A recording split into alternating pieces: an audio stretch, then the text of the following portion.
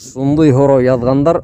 Тәһәрәтләнгән сагымда аягымды юырга онытам һәм намаз укып сәлам биргәндән һуң капыл исемә килеп төшә. Тулыһынса тәһәрәтләнмәгән булып сыгаммы ул дип һорагандар. Беренчедән, һезнең ысынлап та тәһәрәтегез юк, чөнки һез уны алып бетмәгәнһегез, аягыгызды юмаганһыгыз.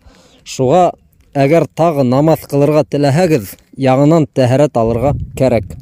Ә моны кылынган намаз уны яңынан укырга кирәкмәй. Чөнки һез уны бөтә шарттары менән укыганһыгыз. Һез бит инде укыганда минең тәһәрәтем бар дип уйлаганһыгыз.